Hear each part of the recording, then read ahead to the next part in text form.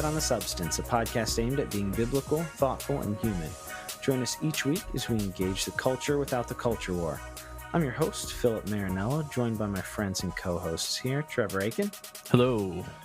And Vincent Edwards. What's going on? How are we doing, guys? Trevor's trying to juke you there. Hey. Still got to the hello, though. Gotcha. How are we doing? Good, doing good. Excited, man. Reflects, we've been staying pretty steady with these. I was worried that when we switched over to bi-weekly, it's like, are we gonna, part of it was have enough time to plan for it, and we've kind of had this on the old whiteboard for a while, so I'm excited that we get to both cover it on Reflects and have a guest. Mm-hmm. Yeah, absolutely. Jazzed to have our guest today and ask some questions, think through this issue with us. Appreciate having you on. Kevin, welcome to The Substance. Hey, thanks so much for having me. The Substance is a Christian variety show. Every other week now, we talk for about an hour or so about something related to Christianity, culture, and the arts. Sometimes we have great guests, like we do today. Previous guests include Jamar Tisby, Robert P. Jones, Courtney Ellis, Justin Gibney, and Bradley Mason. Some good episodes back in the feed there. You should check those out. Other times, we chop it up amongst ourselves, and we'll be sharing some shout-outs, things we've been finding enjoyable or edifying. Sorry to butcher some of that there, but here we are. Edits. It's all good. Trevor's earning his salary there on the editing. Right. It's all good. I only leave in that part. Everything sounds smooth, and then people listen. They're like, I don't understand what he's talking about. There's nothing to edit. I love it. You go. Well, Kevin, we're so glad to have you on the show. Tell us and the audience who you are and what you do. Sure. Yeah, I'm a writer. I work in the field of homelessness and services and advocacy. Right now, I'm in Minneapolis, Minnesota. A lot of folks know me as being based out of Los Angeles, but I moved about a month and a half ago. Oh, wow. So now I'm based here. Awesome. So can you tell us a little bit about your faith background and how homelessness came to be something you're passionate about? Sure. Yeah, so I grew up in the Church of the Nazarene. In around middle school or so, I perceived or understood a call to ministry and pursued that throughout high school by being just super active in youth group. And I went to private Nazarene university in Oklahoma called Southern Nazarene University and did a theology and ministry program there, and then continued pursuing education to Fuller Theological Seminary. That's what took me out to Los Angeles, California. Nice. And then, around the time that I was finishing seminary, I got married. I was trying to figure out what my career was going to be. I had to start paying back student loans, so that really rushed that decision. And I was sort of struggling with my denomination a little bit in terms of, what it meant to follow through on that calling and what I was noticing in Los Angeles as, what I felt I was being called to. And I started working in homeless services and really found a home there in a way, and just eventually took that on as my full vocation and my understanding of fulfilling my ministry calling. Wow. Yeah. So before we get too far here, I want to. We mentioned author at the top. You do have a brand new book out as of this recording here. It's been out. Has it even been a week yet? It'll be a week tomorrow. All right, congratulations. Wow. Nice. Grace Can Lead Us Home: A Christian Call to End Homelessness. I'm just excited. And one of the nice things about having the podcast is just seeing some of the things being taken seriously by folks of our peers, our generation, that seems to be spreading. And we love being a part of that. So definitely be putting the link for that in the show notes for folks to check out as well here. Appreciate it. One of the links I want to include in our show, too, is a link to another podcast I was listening to in preparation here. In a podcast called Solvable, it talks about homelessness being solvable. They interview Roseanne Haggerty. And even in just your book title, talking about ending homelessness, is there a way that we approach homelessness as at least in society, in a social issue, that kind of timidly approaches it to kind of manage it and this kind of thing, when there maybe could be a more faithful solution in ending homelessness?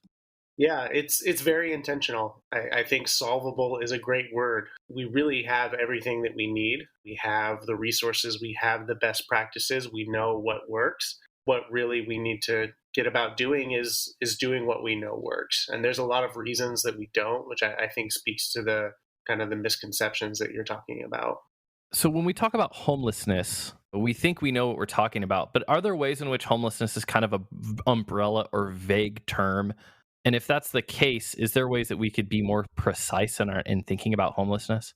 That's tough because I do think that homelessness is broad, and it is. I like to think of it as sort of the final safety net of what is ultimately a lot of failing systems and a lot of social ills that we have. Right, like homelessness is the last place that people end up who fall through the cracks of everything else, and I think that in some ways makes homelessness really complicated and really hard to talk about and understand because it feels like in order to talk about homelessness, we have to talk about mental health. We have to talk about substance use and addiction. We have to talk about the housing crisis. We have to talk about disability. We have to talk about, the availability of jobs. Yes, we have to talk about race. We have to talk about housing justice. It's all of these things, right? And so that makes it really intimidating as a topic. Wow. Yeah. It kind of does end up being really broad and lots of different avenues into it. That's such a good description of it, is kind of the end state when anything else, any other kind of program or support or societal network or system that helps keep you stable and supported fails. This is kind of, you've in a sense hit rock bottom in a way. Well, and kind of going into that question even more, towards the beginning of your book, you talk about the folks experiencing this. So maybe what are some misconceptions that you see about like homeless people or people experiencing homelessness? Yeah, I mean, I think the biggest one that I try to address in the book, and because I think it's the root of all of the misconceptions around homelessness, because it's a really convenient one, and that's that in some way people experiencing homelessness deserve to experience homelessness. Wow. And that takes root in a lot of different ways. You see that, show up when people say people just need to get jobs and they wouldn't be homeless, right? It also comes out when, people say, oh, that person actually just wants to be homeless. They don't, they don't want to participate in society. It's easier. They're getting a free ride. Sure. You hear that a lot. Yeah. And all of these just really come from this thing that I think is more often implicit, but sometimes is explicit, that we've convinced ourselves that there are certain people that for certain reasons and conditions deserve less, deserve poverty, deserve suffering. That was like episode 2 or 3. We've been talking about meritocracy since the beginning of The Substance.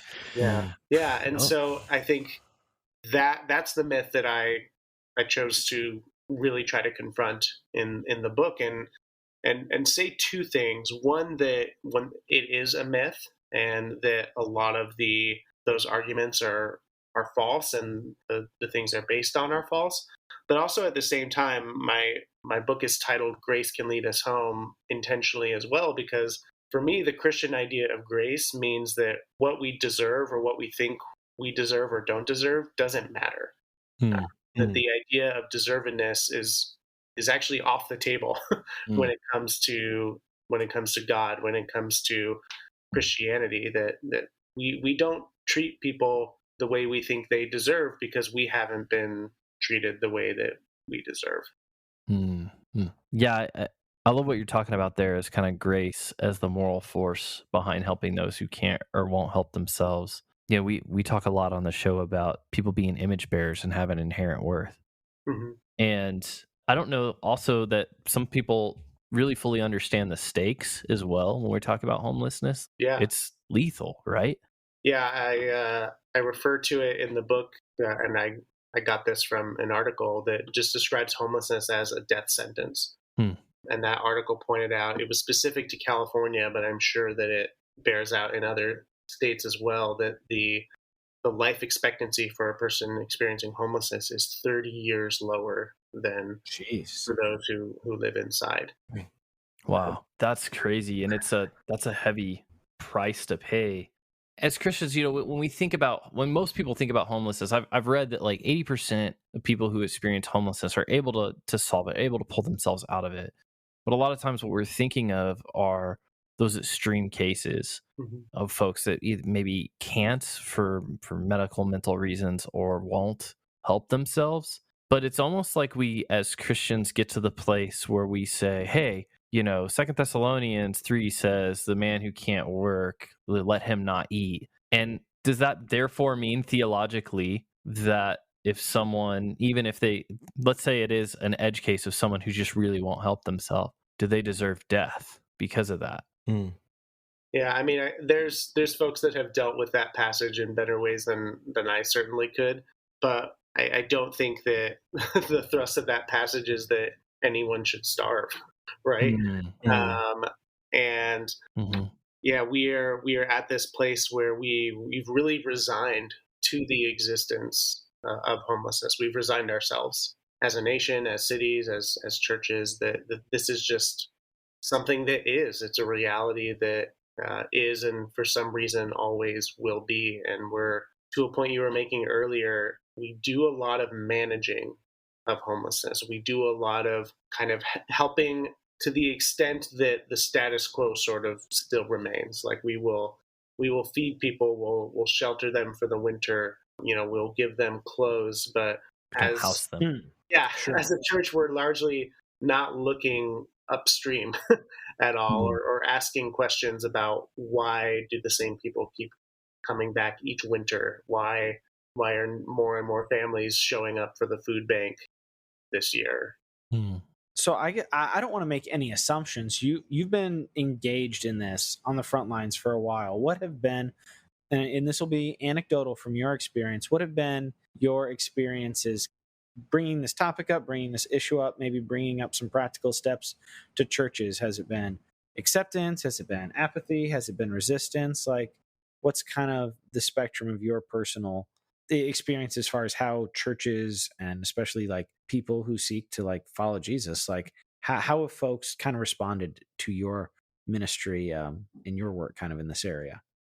Yeah, I'm still learning that every day, to be honest, because the first several years that I was in this field, I was just in it. I wasn't at the point of wanting to bring back, what I was learning and experiencing to churches and to Christians. That's sort of what my book started, was that process of bringing it back. But I will say that, since I started talking about this topic on social media, specifically in a faith context, people are responding. I truly think, and it shaped the way I wrote the book from being, there's a version of this book that could have been like, what the heck are you doing, church? Get off your butt and like care about something for once, and Sure. and that's not the book that I wrote, because what I kept finding was that Christians cared. And you can't always say that, but it really seemed about this issue that there was a lot of care. There was a lot of seeing homelessness and saying, this isn't right. And then after that, just a ton of confusion, and not apathy, but feeling stuck. Yeah. Feeling like I see it, I know it's not right, and I don't know what to do. I don't know how to understand it, and I don't know what I can possibly do to fix it. And that to me is a really exciting place to enter into. So yeah, that's the work that I'm currently trying to do. So directly for the listener who maybe have a soft heart towards this message, but is maybe not as up to speed on everything, where are some of the best like resources and ways, like where would you point somebody to, either resources or maybe a specific part of the issue? Like how can we kind of help close our knowledge gap of the issue for folks who are interested? Well, it's in many ways it's why I wrote the book, is because there just aren't a lot of great resources, at least gathered in one place. I hate to be the guy that's like, go look at my book. No, go buy his book, guys. It'll be in the show notes. 100%. Hey, you don't even need to pause the show. Flip into the show notes. Click that. Tell them tell them you got it on the substance. But yeah, there you go. But yeah, really, I think that one major piece that we need to understand that I think unlocks so much of it is understanding homelessness as a housing crisis. Mm. And that, I think, is what simplifies homelessness, because we talked earlier about how homelessness is this big daunting thing that is the umbrella or safety net that catches all these other things. Mhm. But the one thing that everyone experiencing homelessness has in common is that they are without a home, A home. right? Yeah, And pretty so clear. Yeah.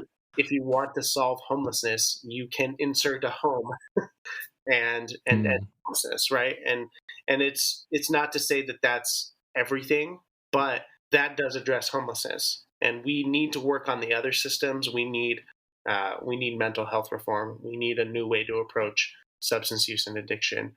We need a better social safety net in general for people who are lower income. However, we can work on all of those and also provide people with housing and address homelessness, because all of those things are worse when someone is also experiencing homelessness Mm. on top of them.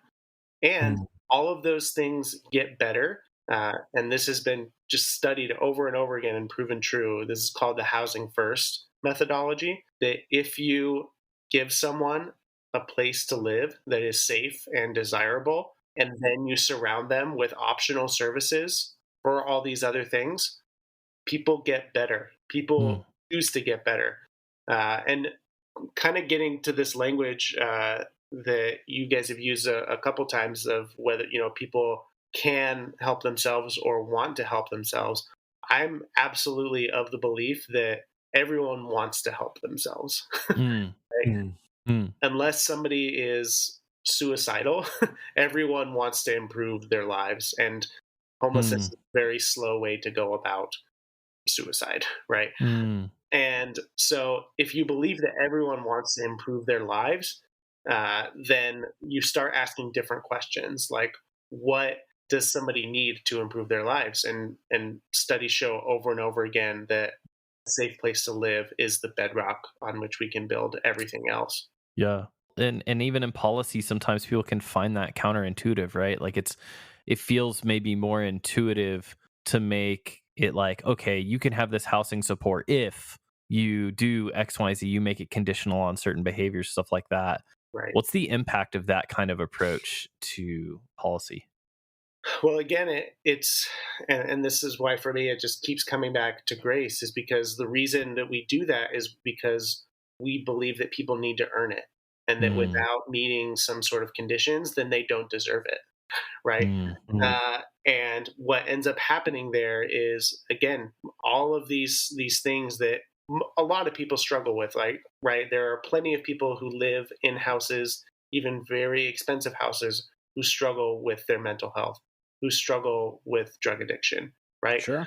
And yet they have a stable place to live that allows them to manage, at least mitigate the harms of those things in a way that people experiencing homelessness don't have. And so what ends up happening when we put all of these conditions on and expect people experiencing homelessness to meet all of these requirements before we give them the gift of a place to live, people fail because I would too.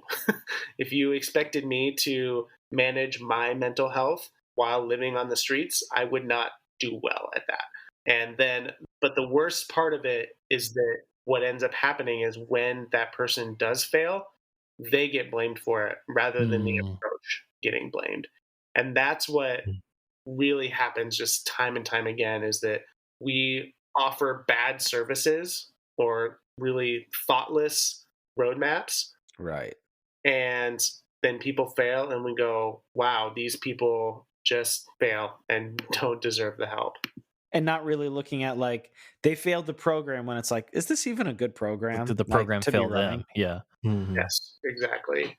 Do you run into people who say stuff to you like, Kevin, like I tried to help this homeless person once and, I let them stay at my house and really at the end of the day, they sold some stuff and like, then they were back out homeless, and like, so some people just want to be homeless. What do you say when you hear that? Again, I would say that what people are saying no to is not help. What people are Mm. saying no to is not a better life. What people are saying no to is either you or your services, right? That there is either something off about the services that you are providing or the way that you're trying to provide them, or there's just not a trust. And there are a lot of reasons for unhoused people to distrust services. Services have harmed people, services have let people down. And that's to say nothing of mental illness that might make somebody more fearful or anxious or paranoid. So all of these things compound toward somebody saying no to what you're offering, and we take it so personally. And because a lot of times we're offering more to assuage our guilt than we are to actually serve the person. Wow. Yeah. I know sometimes there are typically two reasons that I've had conversations with people where they will be apprehensive to want to help. And one of that is guilt, because it's like a person's holding up a sign saying, "Hey, I'm homeless. I have a family, da da da da da." And it's like, I don't have any money in my car. I don't have anything to give. And I just feel bad. So I kind of just avoid, hurry up and, pass that stop sign, or just try to get past, so that way we don't make eye contact and I don't have to feel guilty. Or one thing that I've heard a lot was like, I don't want to give them, $10, $20, $40, whatever, because they might use it to buy substances. And so these are reasons I know people often will not even interact with the idea of helping, just because either they don't want to feed a habit or they don't want to feel guilty for not having the right resources. So how would you encourage a person to kind of think better or think differently when it comes to those kinds of acts of service? Yeah. So a couple things, and this is probably the question that I found I get asked the most in conversation. Is really, what do I do when somebody asks me for money? And what I really encourage people to consider, one, is just their own boundaries. I think that I don't like to give a hard and fast rule that yes, you should always give cash, or no, you should never give cash. I do think that giving cash is a great thing that you can do. And I know that people experiencing homelessness need and use cash for a bunch of things that food stamps and people who drive by don't offer them, right? Like, so often it's like we only give people food. It's like, well, what about socks? What about, Socks, yeah. what about all the things that you would want if you were spending the night on the streets that isn't food, Man. And so I think giving cash is a great thing to do. I also don't say, you should give cash to every single person who asks you, because I used to live in Los Angeles and I would go broke so fast if I did that, right? And so I think that everyone should kind of develop their own boundaries around under what circumstances they do give and don't give, and be consistent with it. And those can range from, I give when I have cash. I'm a millennial, so I never have cash. So that's an easy out for me a lot of the time. And, some people might say, I give when I'm by myself, but I don't when I'm out with my family, or vice versa. Whatever it is, just being consistent, I think, is great. And I would also say, just don't base it off of myths and stereotypes. And that one that, they're just going to use it to buy drugs. I'm not going to say that no one has ever used somebody's cash that they received to buy drugs. However, I will say that nobody has ever beat their addiction because somebody didn't give them enough cash. Because that's not how addiction works. That's a good way to kind of flip it. Yeah. So whether or not you give them cash in the long run is not going to contribute to whether or not they get clean and sober. Yeah. Wow. And so I think we just need to take that off the table in a way. And if they do use it to buy drugs, you know what? Maybe using that cash to buy drugs instead of another way that they might have come up with to get those drugs, you might have actually saved a lot more harm. Yeah. Wow. That's not a terrible reminder. Man, that's really hard good perspective. reality. But that's Are there any ways that like churches or individuals, like when we approach serving the homeless, even out of the goodness of our heart, and we do that maybe to the best of our ability, but maybe at best it doesn't help.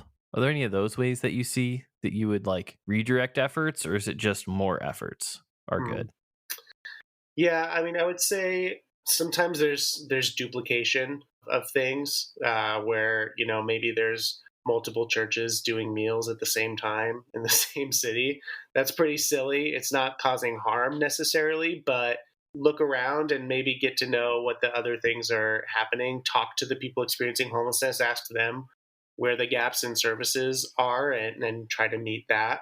I do think places that do actual harm are ones that are like we talked about earlier, that really provide or demand conditions, whether that's forcing people to listen to a sermon or Hmm. attend Bible study or sort of forced proselytization Sure. in order to receive meals. I think that does harm.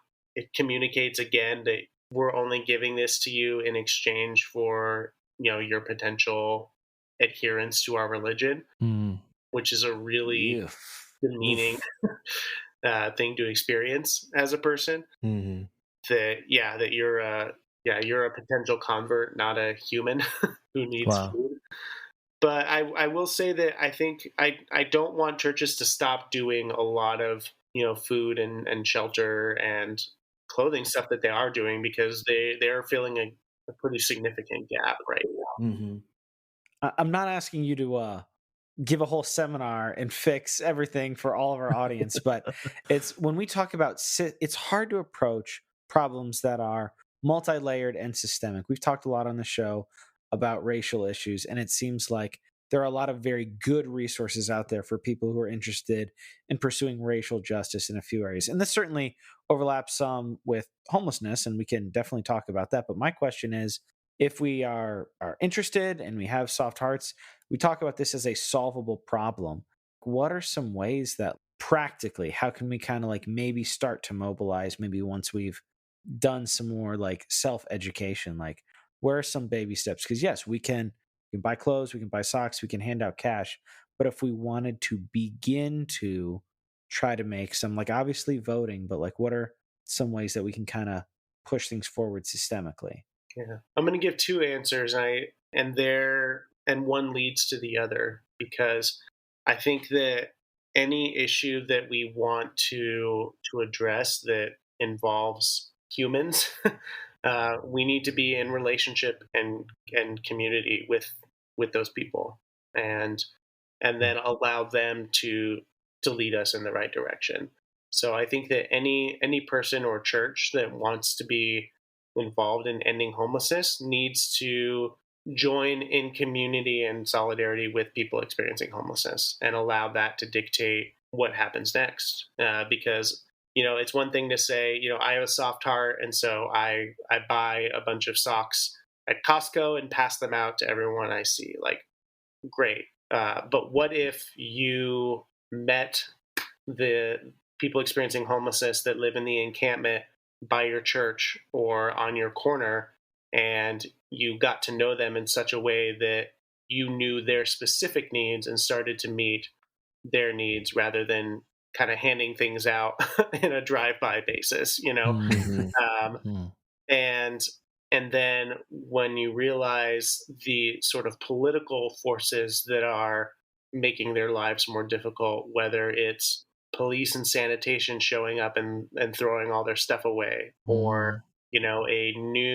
a new piece of land that's available for use that was given to a luxury developer instead of an affordable housing developer. Like, those are the sort of local things that on a grassroots level you can get involved in. And I will say, and I say this often, that so much of the policy that affects people experiencing homelessness happens at the very local level. When elections happen, we get all very caught up in who's president and senator, and those are important and they have a big role to play in ending homelessness. But really, like, the stuff that's going to affect your neighbors immediately is really far down the ballot.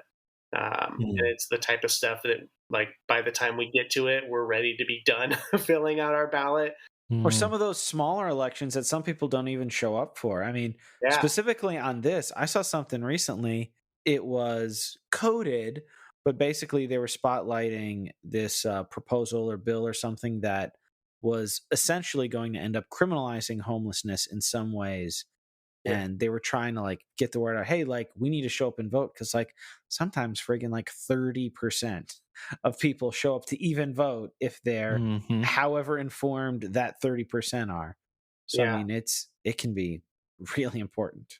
Yeah, there was a ballot measure in LA right when I started working in this field that opened up $2 billion to provide homelessness services. All right. It was a quarter-cent sales tax, and it passed barely, and it fundamentally shifted how organizations like the one I worked for were able to do services.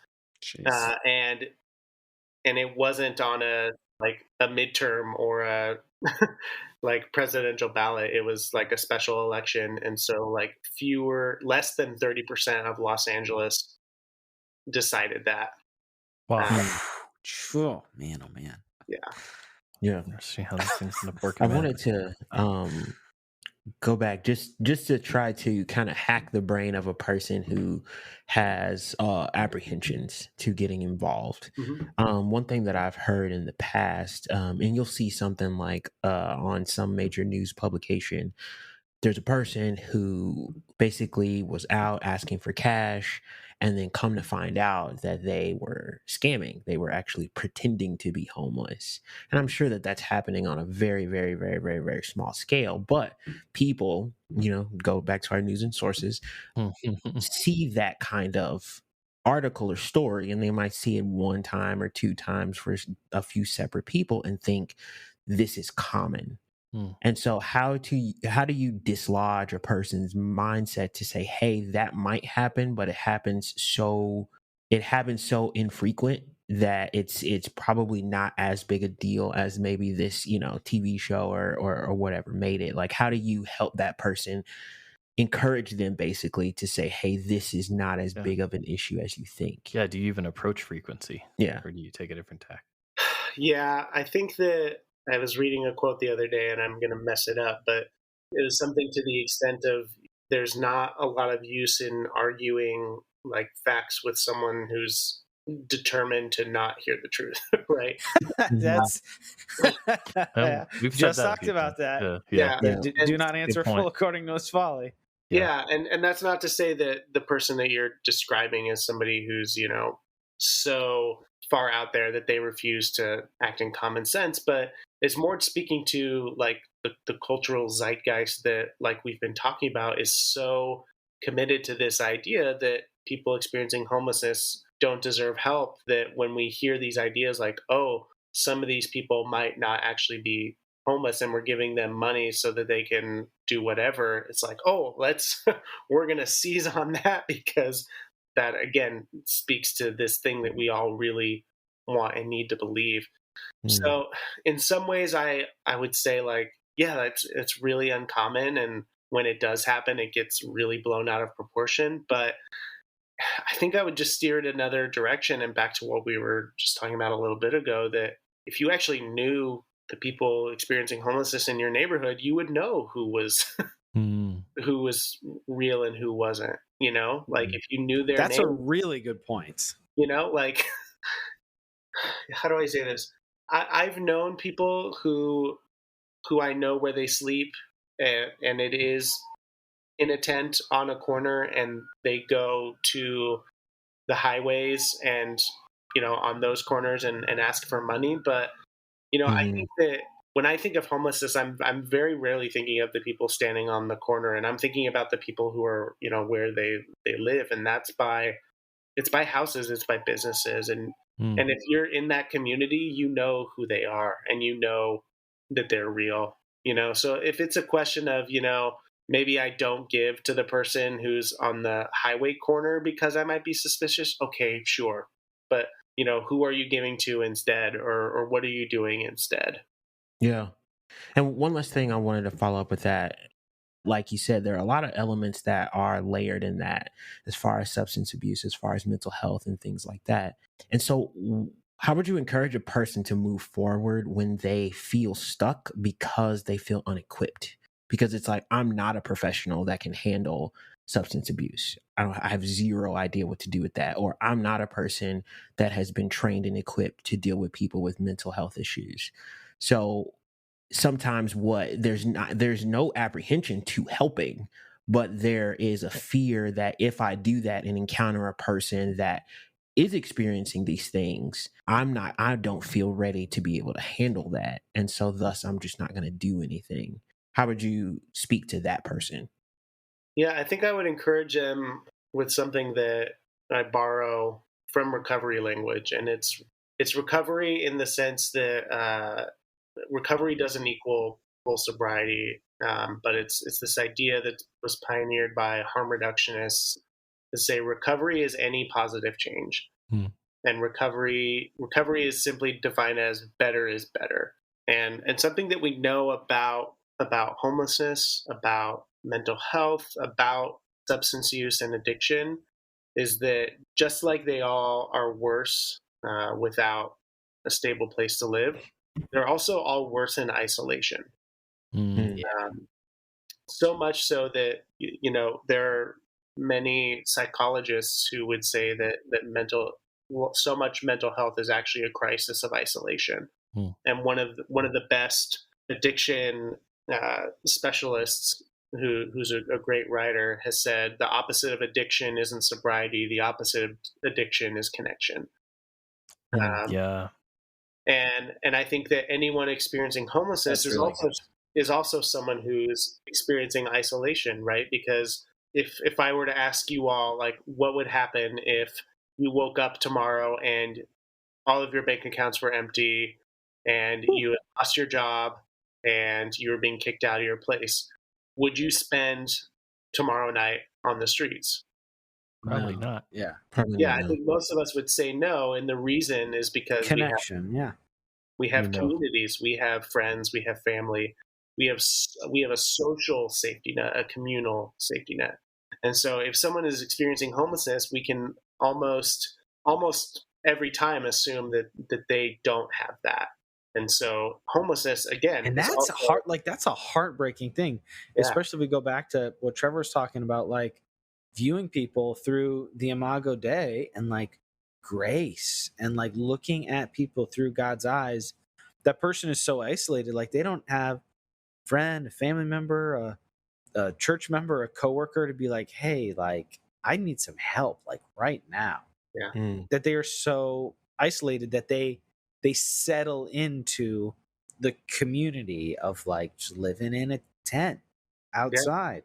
And I'll say also form really special and resilient communities that we often disregard as cities and churches. But what I was kind of building to was that, so to that person who says, I'm not a therapist, I'm not a clinician, I'm not, a drug counselor. Are you a person who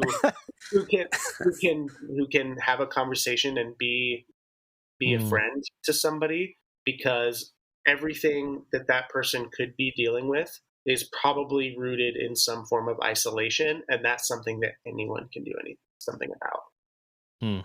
That's a really good distillation there. Because just by reaching out, like tenderness, kindness, like human, like interaction is like, especially if you're talking about like addiction progress, engagement, like is a step forward. Yeah. Right?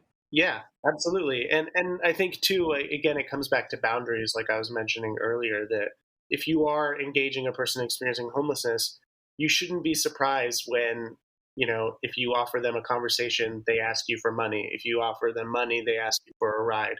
You offer them a ride, because they are desperate and they see you as a resource. And so often, like, we get to that point with somebody and we're like, oh, see, this is what happens and why I can't do this, when it's just as simple as saying, you know what, this is what I can help you with and this is what I can't. I'm sorry, I wish I could help you more. And so often, so often people respect that. We're too afraid to put boundaries because, again, we end up feeling guilty about what we can't do. Something this is kind of jogged my mind. I was impressed as I was kind of doing some research. I was looking at your social media, particularly Instagram and Twitter.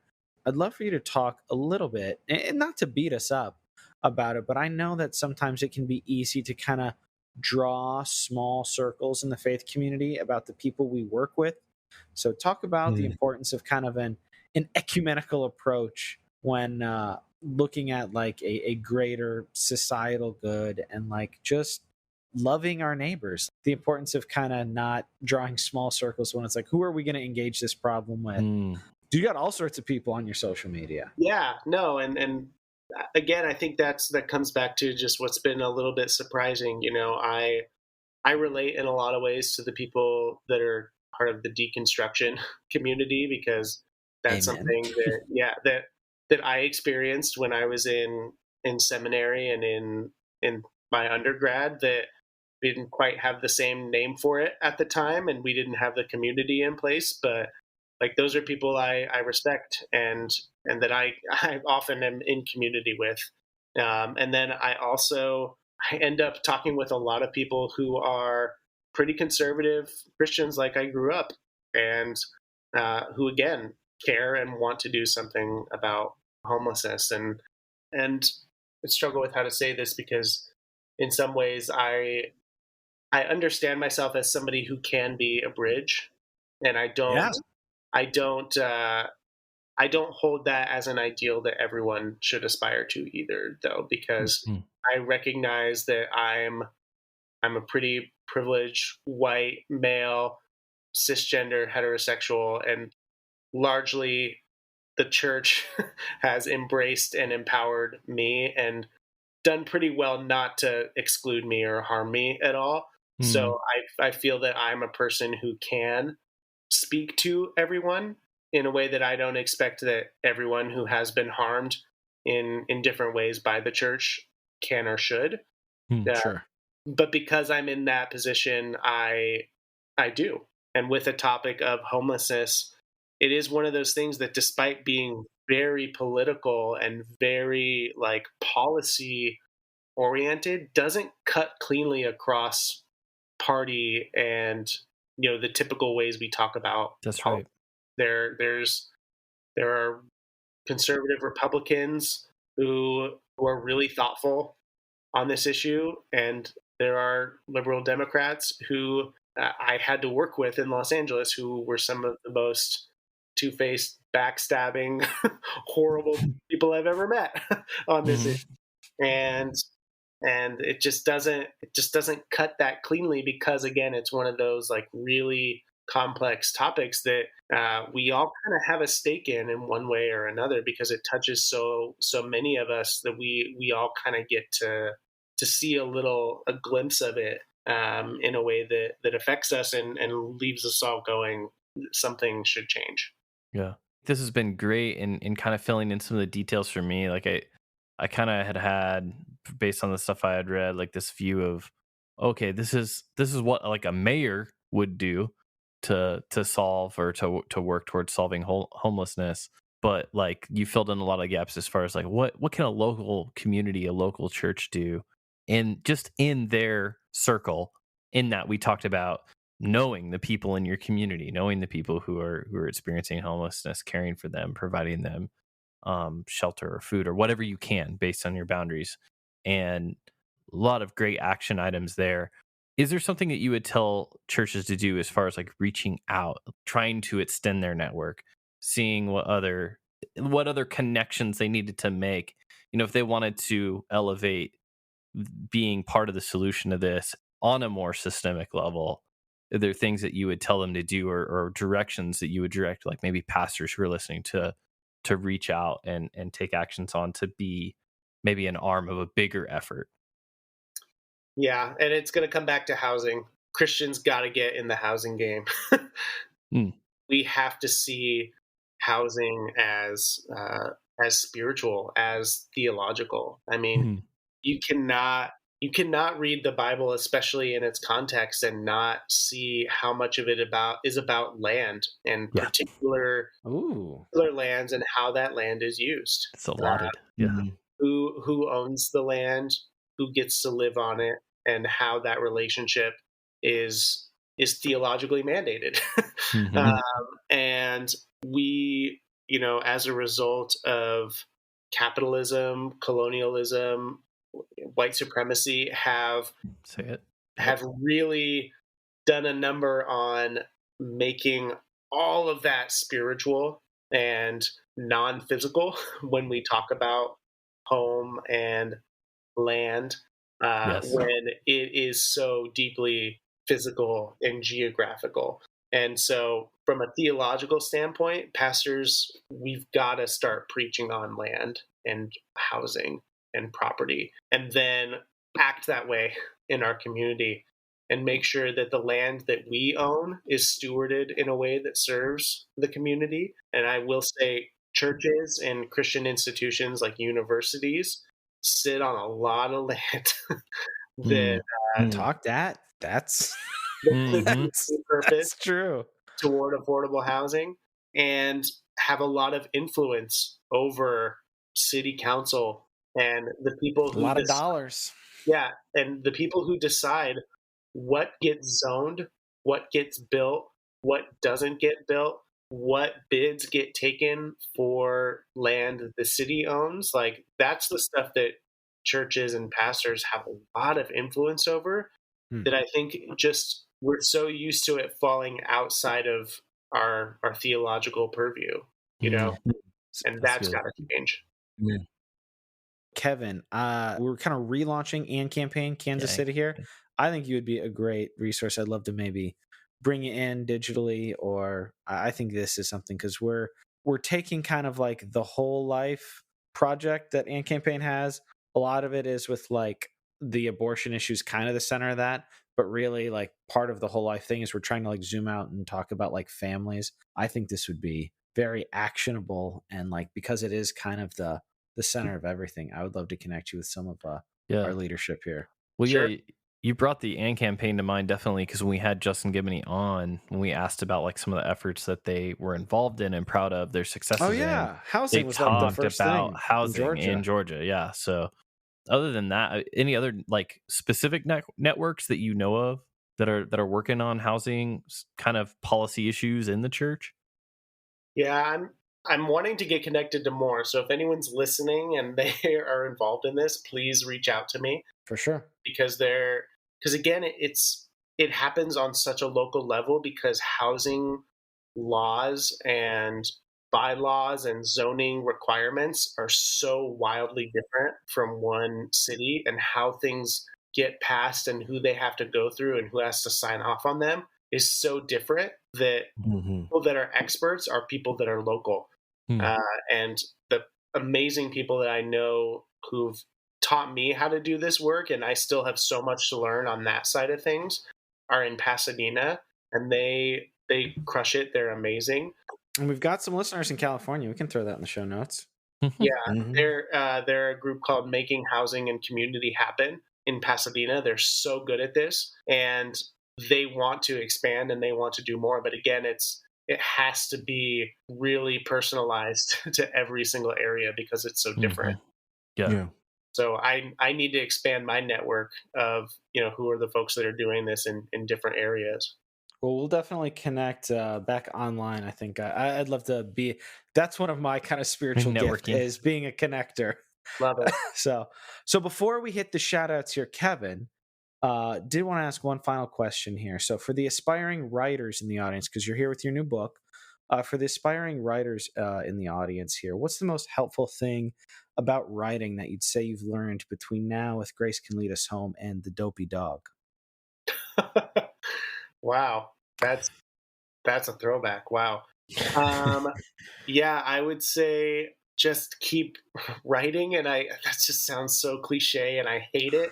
But like I can name, I won't, but I could name so many different ideas and projects that I had that I thought were the one that I was like, oh, this is the one that like This is gonna hit. this is the blog that's Thanks, gonna Kev. get popular, and That's it like number one.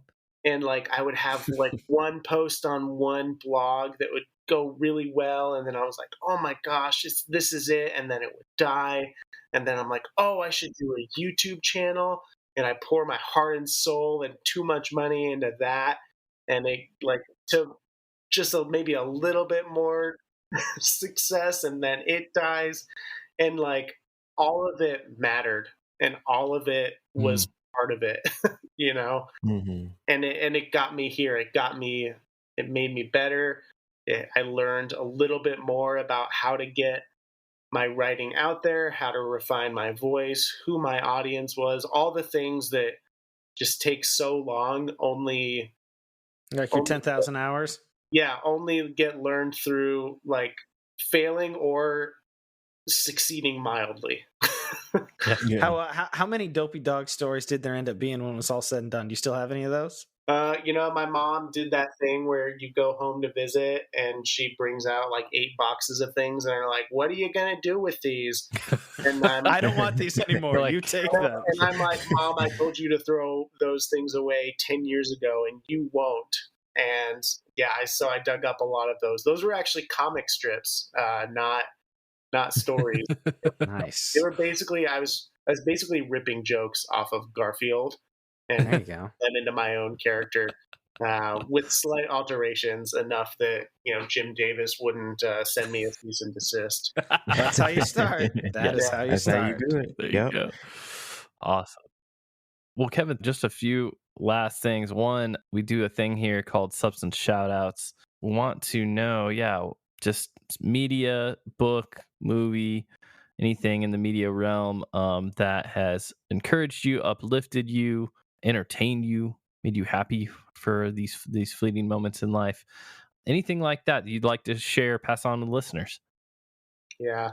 I've been just reading an insane amount of comic books. Nice. Primarily Spider-Man, but dabbling a little bit in Daredevil and some others.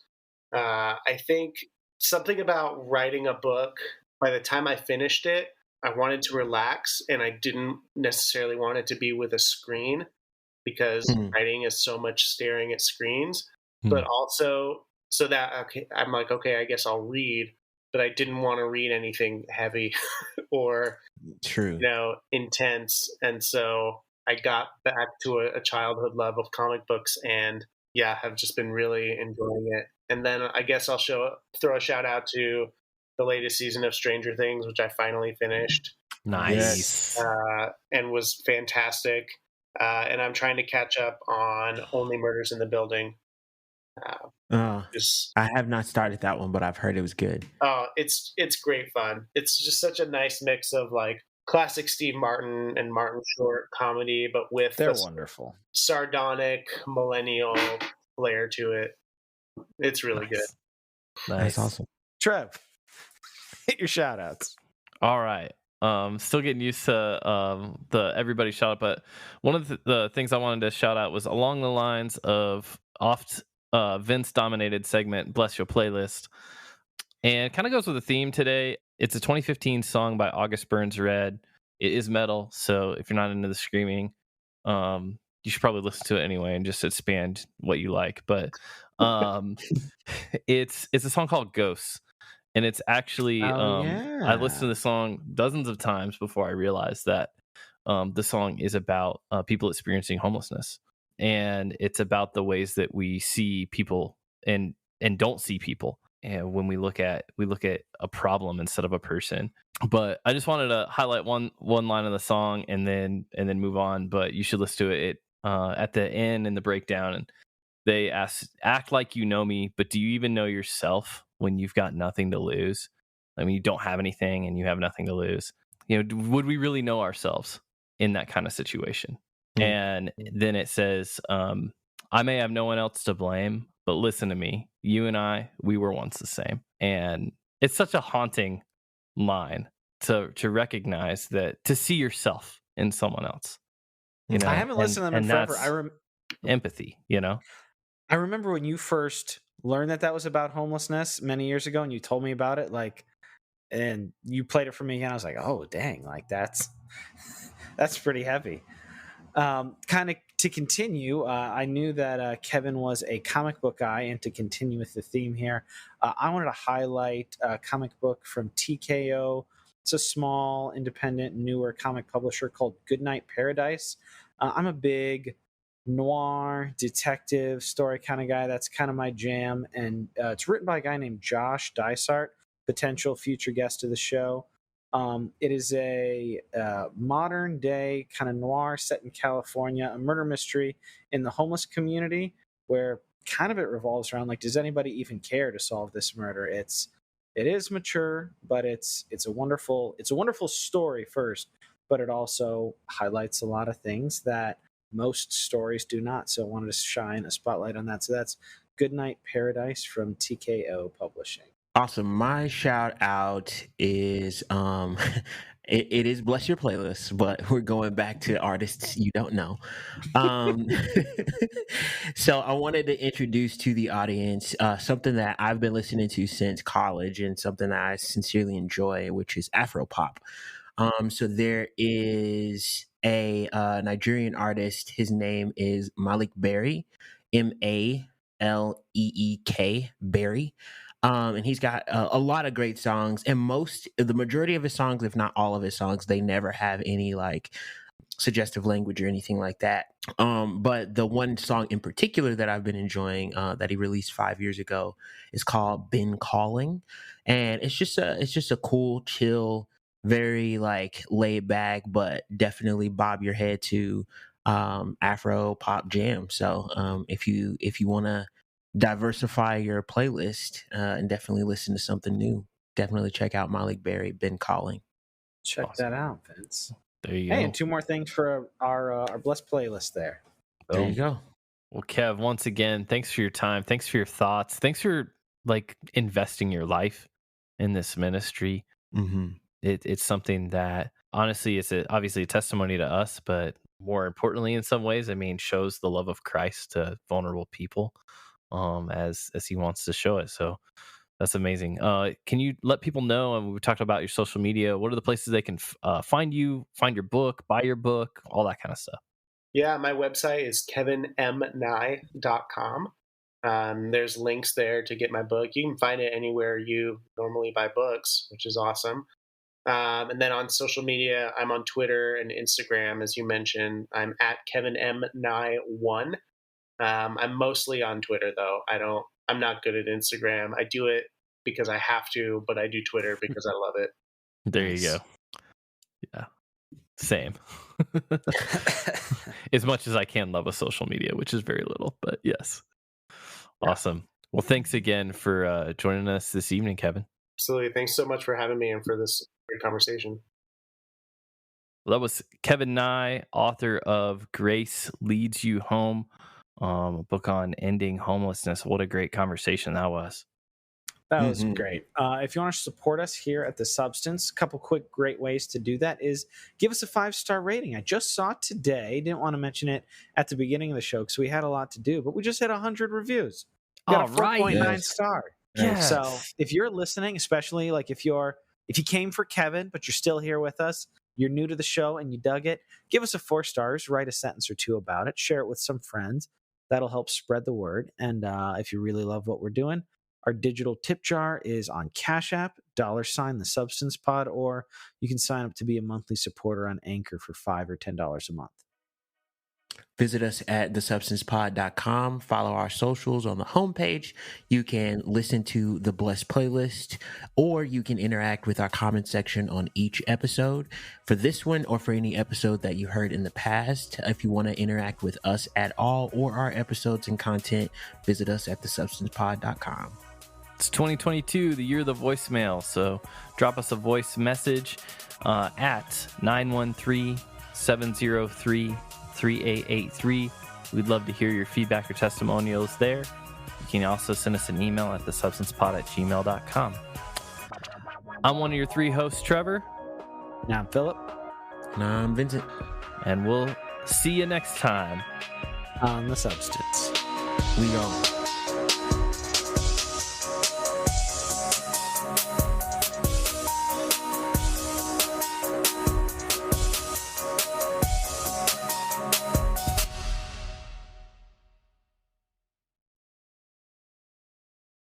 28th is Everything Everywhere All at Once. So tentatively September 11th is when we'll be publishing your episode. There you go. Never forget. Yeah. Hey, yo, we hashtagged this episode Never Forget. Maybe more people see it. There you go. True. Maybe. And then we just don't talk about 9/11 at all. Yeah. Right. That's the blooper reel. Nailed it. Love it. Nailed it.